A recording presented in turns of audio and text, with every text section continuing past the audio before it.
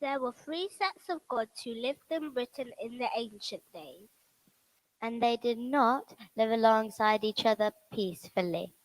The first set of gods were a family most people have forgotten about today. Shadowy figures, decked in mistletoe and holly, who danced in cold and draughty rings of stones. These are the pagan gods, and it was said that they were strange and dangerous folk who gave and took like nature did, and loved the taste of blood in spring. The second set had travelled here from Rome, and I am glad I didn't share the boat. A family, yet such a family!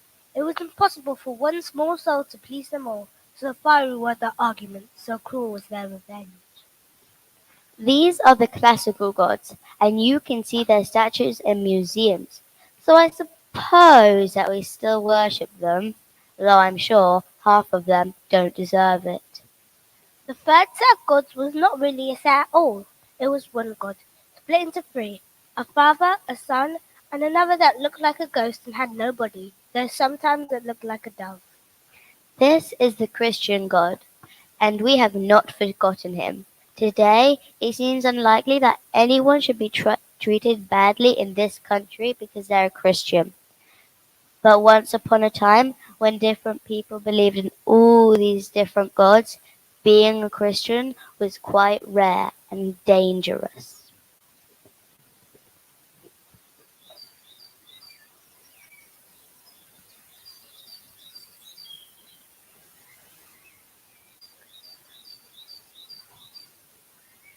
Halt there! You must pay your toll before you pass. My oh, Why, to pay for the upkeep of this road. It gets worn down, you know, with so many feet. Someone must make sure the passers-by are not too heavy for it. Let me see your footprints. Oh dear, yes, definitely far too deep. I'm afraid I can't let you pass unless you walk a little lighter. Now, let's see. What extra weight are you carrying? Leave me alone. I won't give you anything. What's in the bag? Please don't take that. It's just a robe. My brother's robe. I took it to be trimmed for him in Verulamium. He let you come out here all on your own? A woman on a road full of thieves? I must tax him heavily for that. Give me the cloak. A curse upon you. Curses? Which gods do you keep, Lady Roman or British? Roman. To whom do you sacrifice?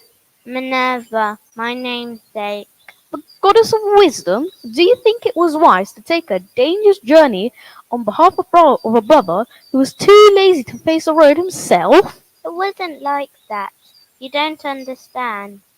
Do you know who my god is? I don't care. Mercury, god of cunning. Of course. Whose god won the battle today, Minerva? Just let me go. Of course, when you give me the cloak, drop your bag and walk back 20 paces. I will remember you. I hope so. Off you go.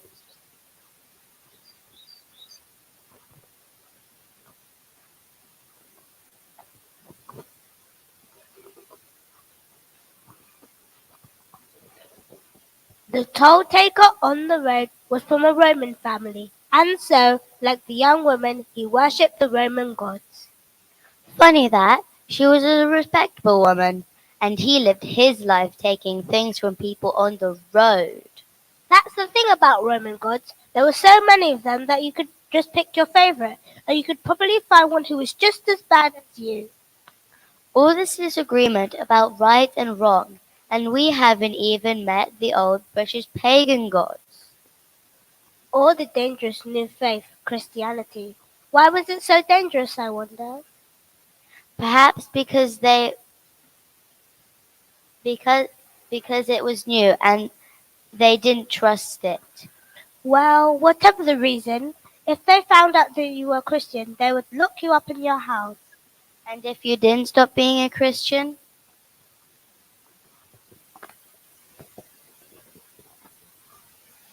Do you think she's okay?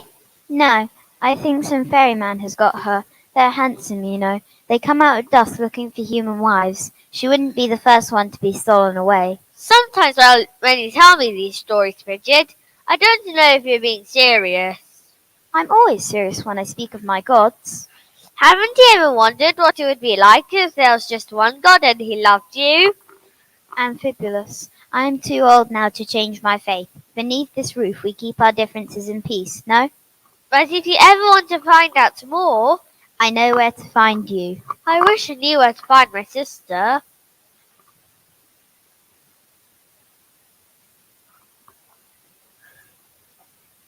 Min! Dear girl, you were gone too long. Your brother was worried about you. There was a tall man on the road, brother. He took your robe before he let me pass. There. No, I just feel so stupid. I went all the way for nothing. That man. Oh, I serve Mercury. Oh, I'm a gentleman toll taker. I could have hit him. Mercury is a god of yours? No, I haven't heard you pray to him. He has winged sandals and he carries messages from the other gods. He's known as a trickster, and he gives protection to such men. You Romans worship anything. Says the woman who prayed to a log last midwinter. It was a special log. Please, let's be calm about this. It's only a robe, Min. Your best robe, and you'll be needing it so badly when you...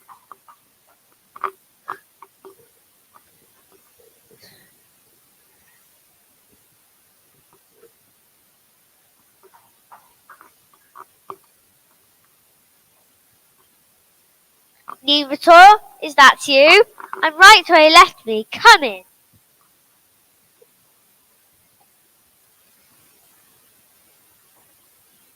It's not Nuvator. Sir, can we help you? I want to speak to your brother, Minerva. We won't leave you alone with him. Please, Bridget, I carry no weapons.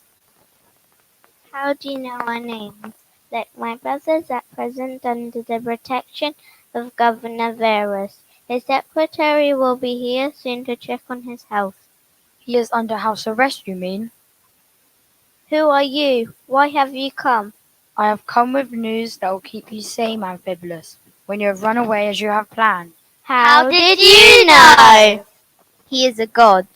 Which one? Not a god, but a messenger. Now please let me speak with your brother alone.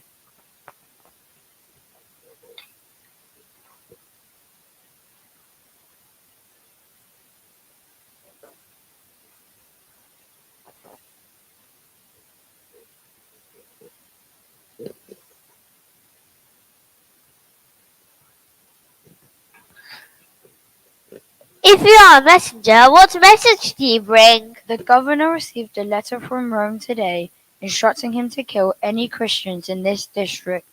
When Numitor comes tonight to check on you, Verus will come with him. He will not mention what has happened, but he will suggest that you go to meet him tomorrow at his villa. It is a trick, you understand? Does this mean I'm going to die? Agree to visit him. As soon as he's gone, you must leave this place. There'll be a light which you must follow. Will I ever see my sister or my friends again? I know only what I have said already. My task is done, and I have worked elsewhere.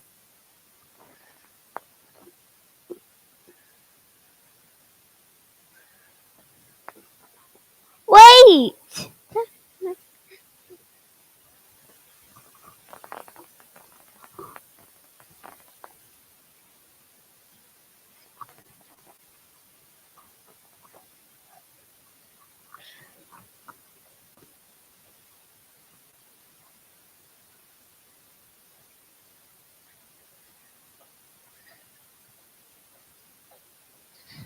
Is he gone? What did he say? I must leave tonight. What? Good evening, Amphibulus. May we enter? Come in.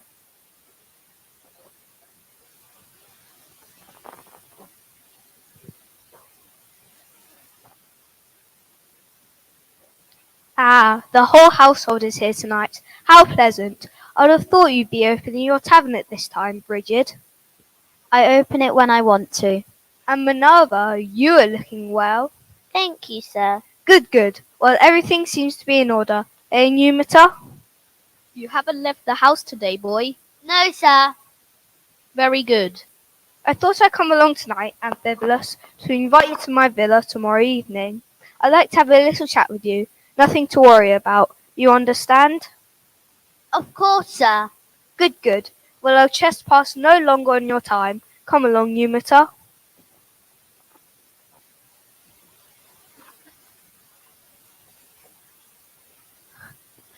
It's exactly what the stranger said. Brother, what is going to happen? We cannot know, but it seems God has taken an interest in you.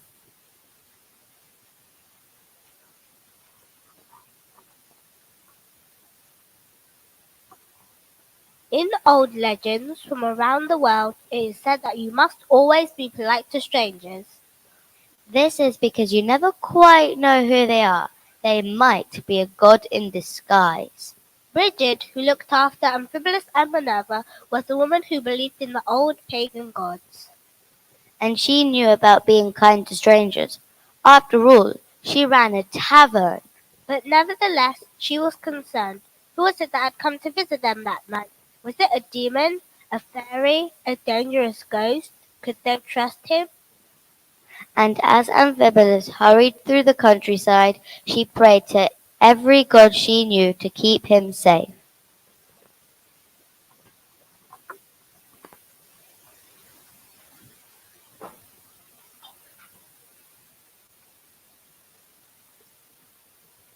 Hello?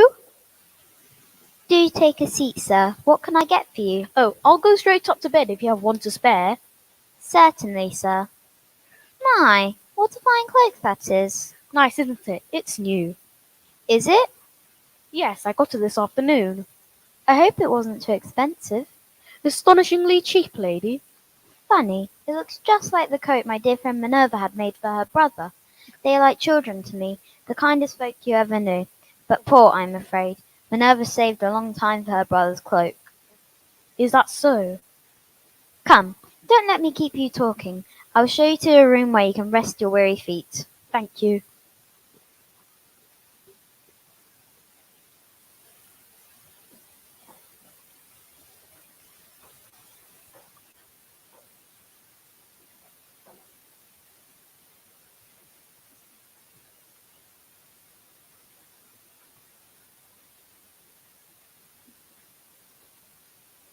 You! Bridget, Where is Amphibolus? he is safe, don't worry. Why should I believe you? For all I know, you could be a murderer. I have been sent by God, Which one? the only one. If you are a spirit, you could prove it. Another time. Show me now, I'll fetch every sharp thing in the kitchen and throw things at you till you tell me what you've done with Amphibolus.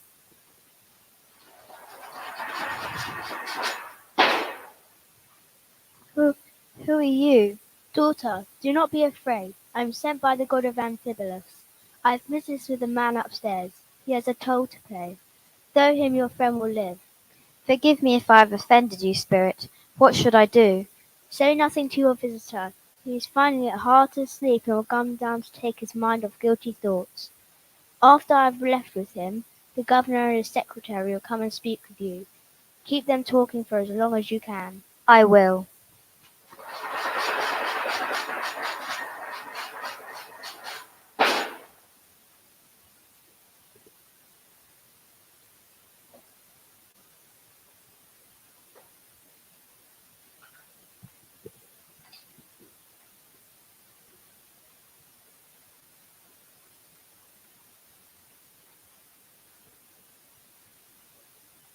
Landlady? Oh, hello there, friend. Mind if I come sit down? Not at all. Having trouble sleeping tonight? Don't know what's got into me. Maybe it's something in the air. Are you from the island? No. From Rome, then? My parents were from Rome. No, Alban. Not from Rome. How do you know my name? I know everything about you. If you've come to arrest me... Do I look like an officer of law? No, but who are you then? One who has watched over you. Wait, you're not... How shall I put it? Are you someone who watches those over those who are cunning? I am. That sounds like my god Mercury. And are you the messenger to the king of gods? Indeed. This must be Mercury. Then I know who you are. What do you want of me? I'll do anything you say. There's an opportunity for you. A great prize up for the taking. Will you follow me to it? I will.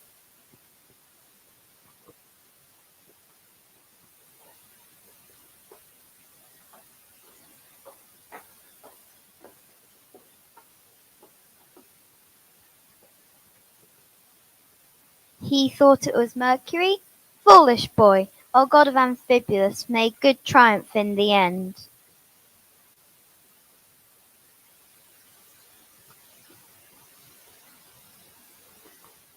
It is difficult for us to remember just how frightening a wood can be. But imagine that you had no source of light. There was no help for you if you lost your way, and that creatures with sharp teeth watched between the trees. What is more, the Romans used to tell each other stories about the sorts of things that happened in the woods before they came to Britain. Sacrifices, where an innocent person was taken away into the night and never came back again. Bridget would have told you that her people never did such things, but perhaps she was wrong. Perhaps her grandparents really had offered up their children to the gods. Perhaps their spirits did still roam at night. Amphibolus and Alban were both making their way into the woods at the stranger's command, and both, as the night drew on, were beginning to wonder whether they had been right to trust him.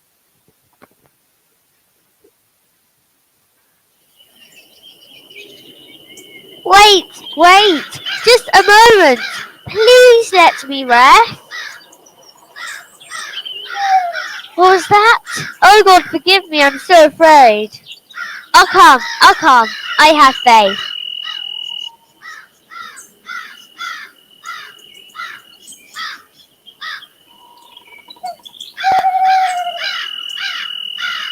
You there? Was that you?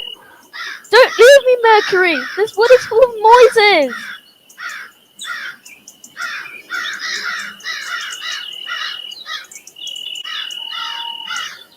I didn't see you there. Are you all right?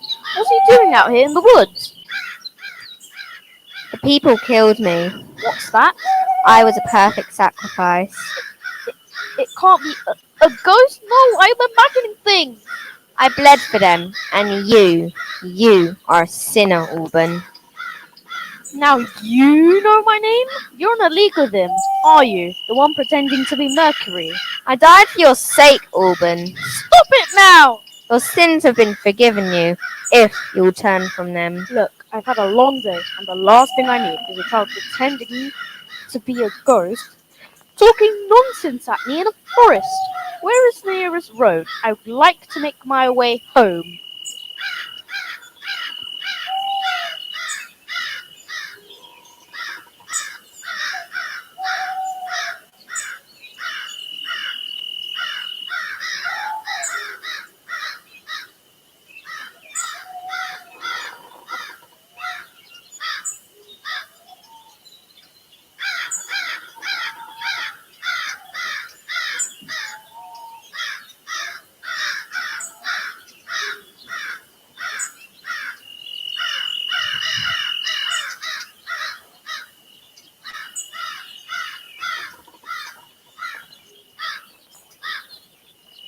That way, Alban.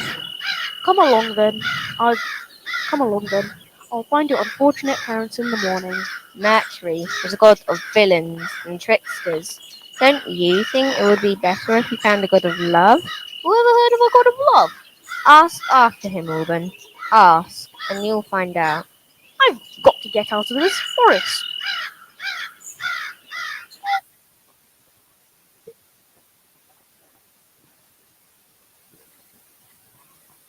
While all of this was happening in the forest, Governor Verus and his secretary Numitor were paying a visit to Bridget. They were checking whether Amphibolus had ever spoken to her about his faith, and what he said to her about the Roman gods.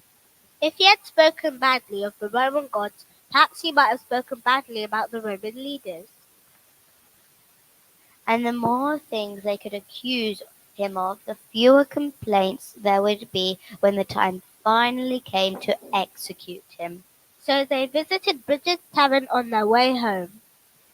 Just for a drink, of course.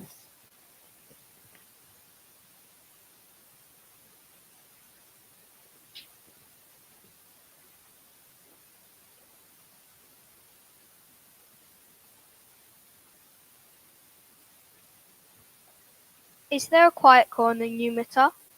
4 of them, sir.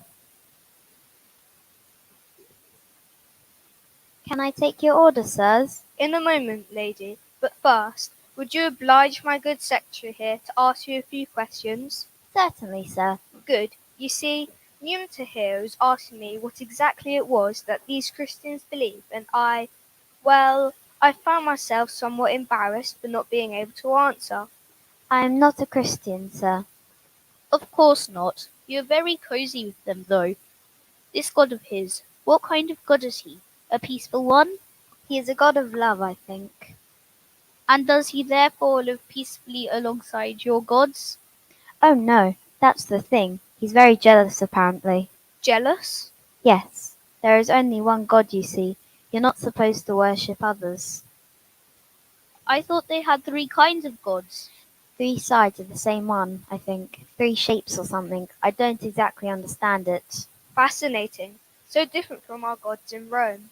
Sirs, if you wish to hear it, I'll tell you all I know about the Christian faith. But let me get you a good large drink each, and you can rest yourselves in here. You must have been walking a lot today. An excellent idea. Mead for the both of us, I think. Mead, wine surely, sir. When in Britain, Numita. I'll fetch them now. When you asked about Augustus, that was a good question. Augustus was declared a god by the Senate. A faith like this would not take kindly to being told they must worship a Roman emperor. Surely such believers won't obey our laws. We'll see what more we can get from her, but don't be too cruel. The old relation is fading.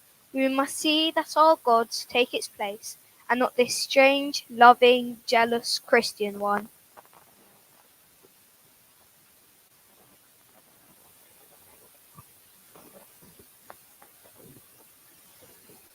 Bridget had remembered that she must try to keep her guest distracted for as long as possible.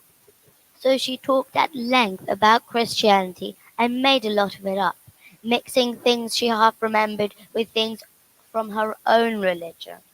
Varys and Numitor listened to it carefully for several hours, making mental notes about the significance of mistletoe, the story of Abraham, and the tale of Jonah being swallowed by a dragon. Meanwhile, Amphibolus was safely as far as the crossroads and being led by a light to a nearby house. He didn't know it, but this was the hideout of the toll-taker who worked along those roads.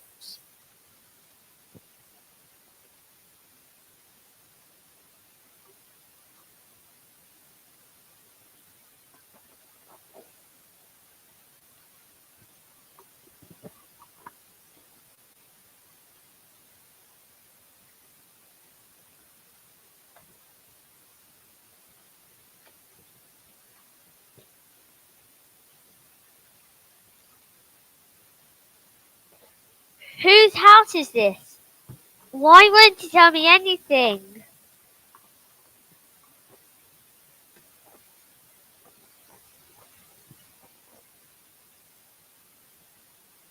Well, I suppose there's nothing for it but to wait for whoever lives here to return. Although, yeah, I could do with a brief lie down. I'll just, yeah, close my eyes for a moment.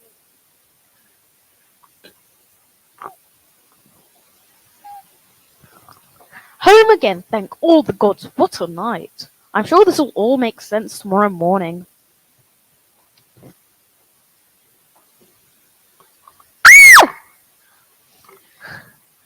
Ah!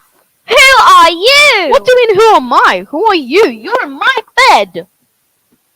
My name is Amphibolus. I'm from a village near Verolanium. I need to hide here. The governor's going to kill me. Why? What have you done? Nothing. Nothing bad anyway. Do you really not know who I am? Certainly not. You are the man who was meant to help for me. I am a Christian and I am being hunted for my faith. That's got nothing to do with me. Please, this is all too dangerous for my liking. I've had a terrible evening. Is it really just because you're a Christian? Yes, I swear. Must be a pretty good God to be worth the hassle. He's the only God. He loved me and he died for me. I will follow his instructions. Wait a moment. Say that again. Would you ever call him maybe a sacrifice? Well, we believe he came to earth in the form of a human child and he gave his life in our place. And was he killed on a hill? On a tree? On a cross. But we sometimes call it a tree because it's made of wood, I suppose. Okay, that's it. Get out of my house. I don't want you here. What? Please, just go. Your God is too bizarre. I just want to be left alone. I'll die if I leave. I don't owe you anything. You owe me that cloak for a start. What? That cloak. I know it well. It was taken to be... my sister was taking it to be trimmed when it was taken from her by a man calling himself the toll taker. It's you, isn't it? What? I'm sorry. Here, have it back. Keep the cloak. It doesn't matter now. But please let me stay.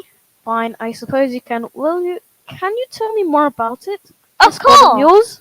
Of course. Well, what do you want to know? Everything.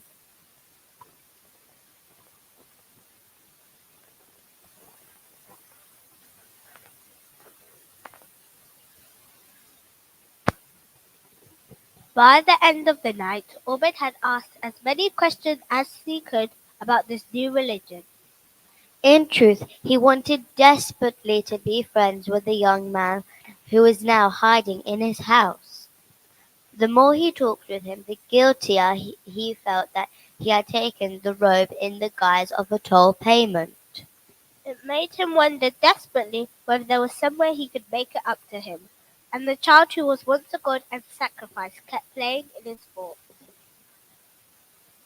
The following day, Varus waited for Amphibolus to come and visit him in the villa. The hours went by, the shadows grew, and still no sign of the young man. After a while, it became clear that he was not going to come. Severus decided that the time for politeness was over. Immediately he summoned his captain of the guard and told him to prepare his men to find a missing prisoner. And he went with Numitor at once to the house of the Christian and his sister lived.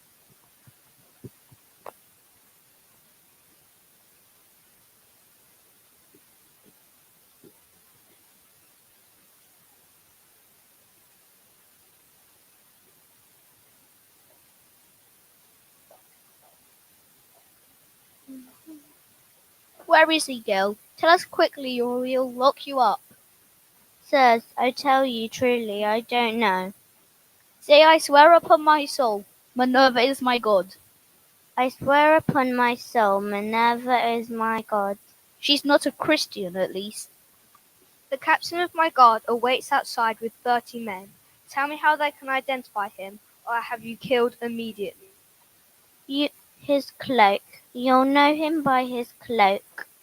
A green and grey cloak with a fine trimming. Very well.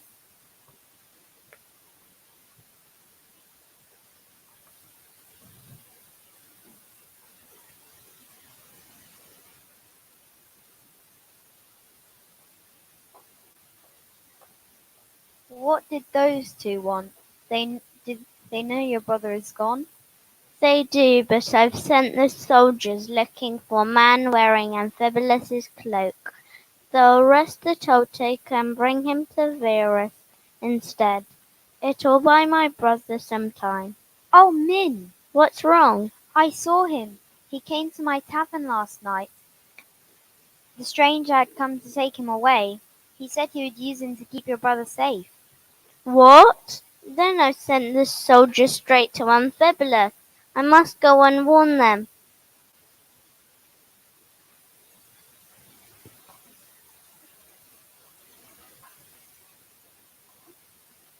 As the soldiers walked through the countryside, looking for a man with a cloak like the one Minerva had described, she herself was hurrying to the crossing place, in hopes of finding the toll taker before they did. The more she thought about it, the less she liked the idea of what she had done. What if this toll taker had been caught and killed because of her? Just because just because she was angry that he had taken a silly cloak? But she didn't feel half as bad about herself as Ormond did. He had never come face to face with a man he had wronged before. The experience had unsettled him. So you might think it strange that he had indeed gone out to stand at the roadside, stopping passers-by. This time, though, when he took his toll, to ask for information, not for goods or money.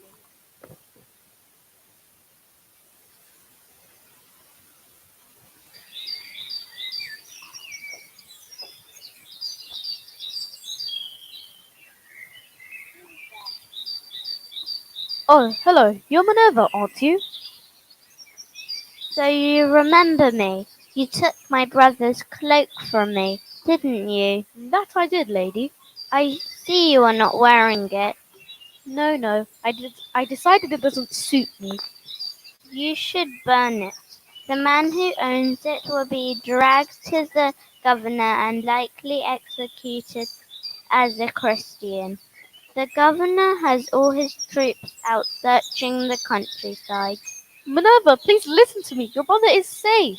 Let me see him.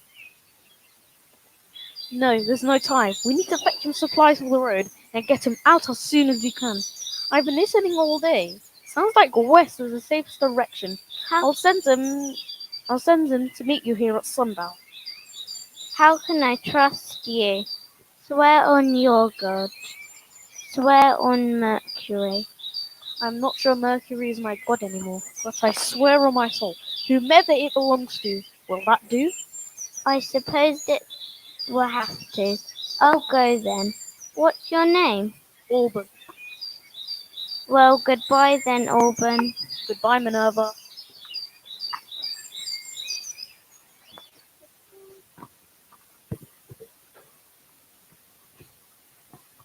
There was certainly something different about the way the man had spoken to Minerva this time, but it was hard to believe that he would really risk his life for her brother.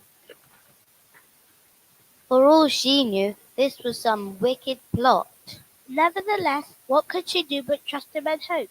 So she went home again as quickly as she could, packed a bag of full things to bring to her brother. Ormond rushed back with the news that the governor's men were on their way. He was determined to save his new friend's life, and an idea of how to do it was beginning to dawn on him.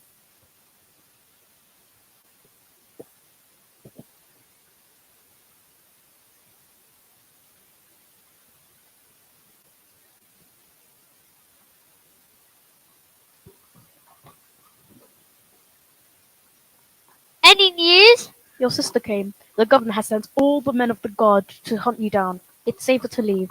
Your sister will meet you on the road at sundown. What was that?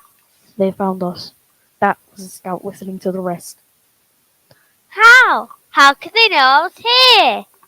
I lit a fire in the next room. I expect they saw the smoke. You have betrayed me! No, I've created a distraction. You must leave at once. Get to the crossroads and hide nearby till sundown. I can stall them. I don't know the way. You'll have to find it. What No. There isn't time to explain. about you? I'll be fine. You're a good man, Auburn. Thank you. We'll see. Now quick.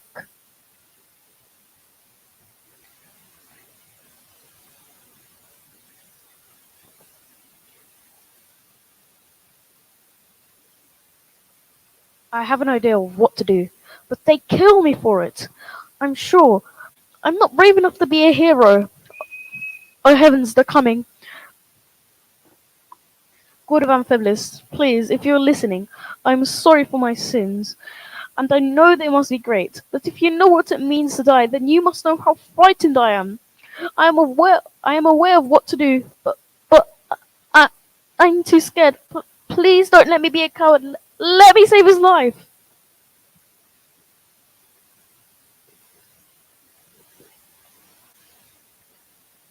Alban, don't be afraid. It's you. You're him, aren't you? You're Amphibolus's god. I am your god, Alban, if you wish it, I wish it. and you'll turn from your sins. I swear. Then you are saved. Messenger, Yes, Lord. go after Amphibolus and guide him to the crossroads where his sister waits. I will, Lord. I will stay with you now until the end. End of what? You know already, Alban. There surely must be another way. I wish the same thing. I, I, I am so frightened. I'm with you.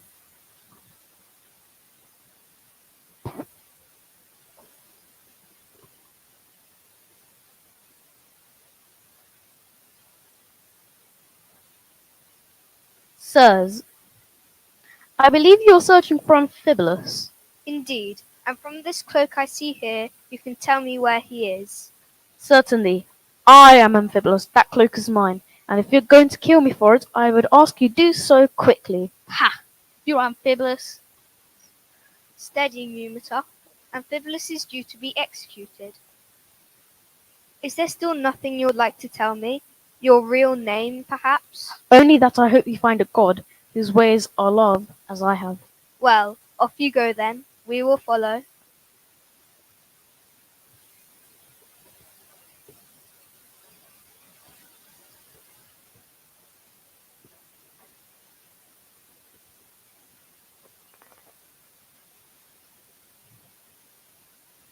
Where is Amphibolus? I don't know. He can't have gone far. Let's go find him. No, Numita, we will not. I was asked to make an example of a Christian who is under my arrest, and this man has handed one to us. We will march him uphill and show the people what happens when you hide and help a person who is an enemy of Rome. Who is he, do you think? It doesn't matter.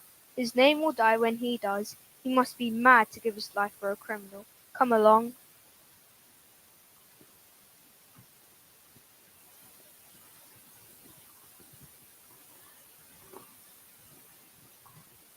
There are many things that ought to be remembered, but which can seem too terrible to remember in detail. There is no need to tell you exactly what happened to Alban when Varus and Numita had taken him away. The grisly business of it can be heard elsewhere, but we should say that Ormond faced it with a special peace he had never known before. A good man was alive because of him. He thought not of himself, but of Amphibolus and Minerva as he climbed to the hill. Ormond never came down the hill again, and as the sun was setting there, it was setting at the crossroads where he had stood before, taking his toll. Where Bridget and Minerva now waited with a fading hope that their dear Amphibolus was safe.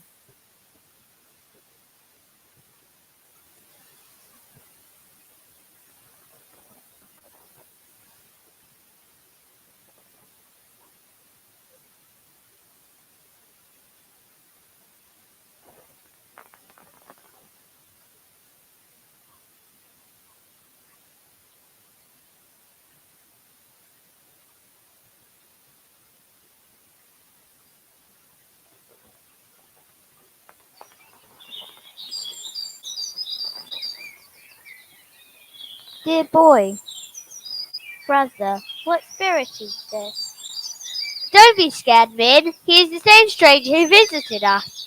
He has been sent by God to keep me safe. Are you all right? I'm fine. What happened to the man, the toll taker? He said he was protecting you. I don't know what has become of him. I think trust him. He had a good heart, I think. And he's got us all here together safely, hasn't he? We are going to go with you, friend. It's not safe. It's not safe here either. We can come back one day, perhaps.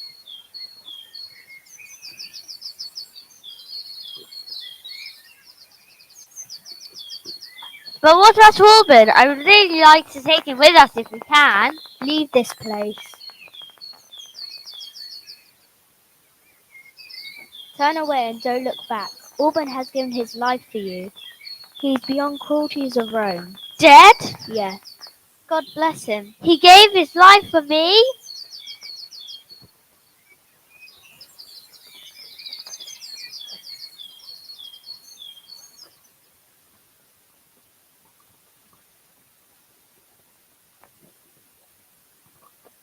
Go, go, you must go. There's no time for grieving now.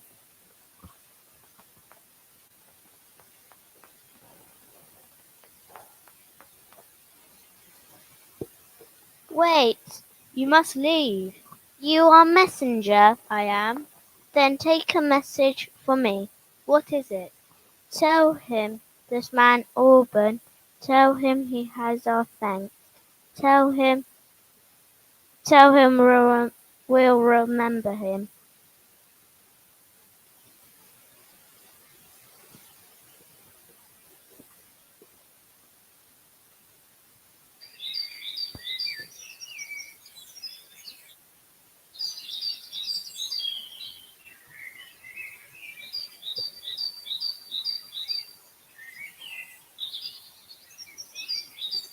And so, Minerva, her brother, and their friend Bridget had made their way quickly from that crossing place where lilies had begun to grow.